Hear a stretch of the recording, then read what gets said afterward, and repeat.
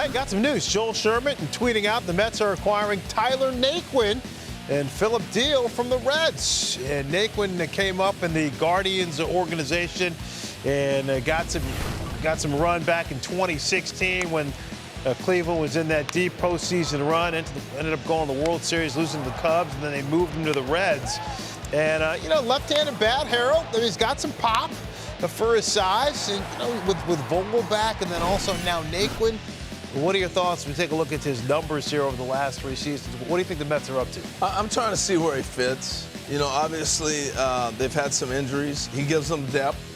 I like the Tyler Naquin of 2021 that really kind of put it together.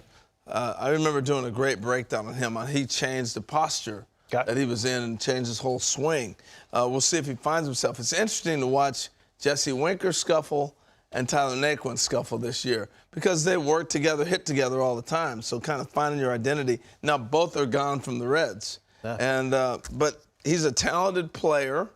But I don't think he's that front line takes you to the next level. I think this is more depth. But what do you think? With Vogel back and now Naquin? Obviously, Buck Showalter and Billy Epler looked at the roster and thought, okay, we need some options maybe later on in the game if we want to use. We don't have very many options that they'd like from the left side.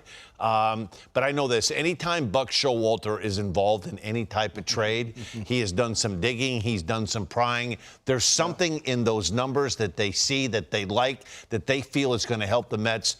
Don't be surprised if he doesn't get a big hit between now and the next 7 to 10 days because there's a method to Buck's madness. Well, and the other part, Dan, you touched on digging into it. When I talked to Buck the other day about Daniel Vogelbach, he said, well, do you understand he played with Lindor and Nate, what's the catcher's name? Nito? Tomas Nito. Yeah. In travel ball. Right. When they were 12 and 13 years old. Wow. And he said there were 6 guys on their roster that played with Vogelbach already. Right. So you're talking chemistry. Right.